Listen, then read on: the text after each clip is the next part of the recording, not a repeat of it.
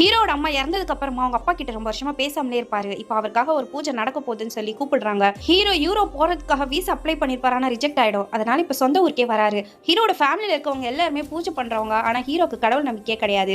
அவர் guitar நல்லா வாசிப்பாரு. பெரிய music director ஆகணும்னு ஆசை. ஆனா இப்ப ஹீரோக்கு சரியா வேலை இல்லைன்னு சொல்லி இப்ப அவங்க பெரியப்பா பையன் கிட்ட வேலை ஏதாச்சும் கிடைக்குமான்னு கேக்குறாரு.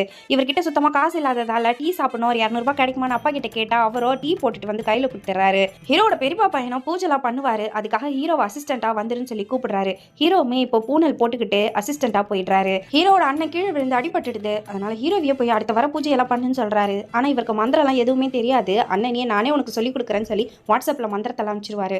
இவருமே போய் சில பூஜைங்க எல்லாம் பண்ணி காசு வாங்கிட்டு இருப்பாரு.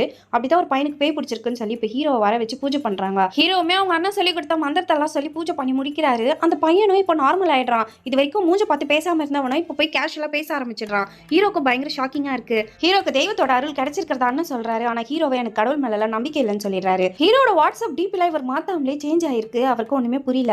இப்ப கடவுள் நம்பிக்கை இல்லாத நீ எல்லாம் பூஜை பண்ணி ஊரை ஏமாத்திரியா, ஒழுங்கா காசை கொடு, இல்லைன்னா உன்னை பத்தி எல்லார்கிட்டயும் சொல்லிடுவேன்னு சொல்லி ஒருத்த வந்து மிரட்டுறான். இப்ப அவனுக்குமே போற வழியில ஆக்சிடென்ட் ஆயிடுது.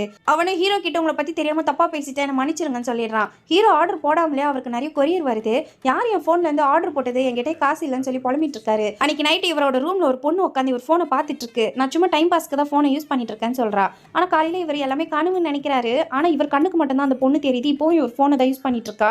இவதான் எல்லாத்தையும் ஆர்டர் போட்டிருப்பா, வாட்ஸ்அப் டிபி எல்லாம் மாத்திருப்பா. ஹீரோவோ ஒரு வேலை கற்பனையா இருக்குமோன்னு சொல்லி இப்போ அவங்க அண்ணன் கிட்ட அவங்க கண்ணுக்கு எந்த பொண்ணாச்சு தெரியுதான்னு கேட்கறாரு. ஆனா அவருமே யாருமே தெரியலன்னு சொல்லிடுறாரு. ஹீரோ ஒரு பையனுக்கு பேய் ஓட்ட போனார்ல, அங்கதான் இந்த ஆன்மா இருந்திருக்கும். அந்த பையன் கிட்ட பேச ட்ரை பண்ணிருப்பா. ஆனா அவன் வந்து பயத்துல பேசாமலே இருந்திருப்பான். அதனால ஹீரோ கூட இந்த ஆன்மா வந்துட்டு இருக்கோம். ஹீரோவுமே இப்போ இந்த பொண்ணுக்கு டெலுலுன்னு பேர் வைக்கிறாரு. சிலுவிய காட்டினா போயிடும்னு நினைக்கிறாரு. ஆனா அவளும் நான் கெட்ட ஆன்மாலாம் கிடையாதுன்னு சொல்லிடுறா. இப்போ ஹீரோக்கு மியூசிக் சான்ஸ் கிடைக்குது. ஆனா அவரால் கான்சென்ட்ரேட் பண்ணி மியூசிக்கை வாசிக்க முடியல. டெலுலுவோ நானும் கிட்டார்லாம் வாசிச்சிருக்கேன்னு சொல்லி அவளுக்கு ஞாபகம் வந்திருக்கு. இப்போ அவளுமே டிப்ஸ் கொடுக்குறா. ஹீரோவுமே நல்லா வாசிச்சிடறாரு.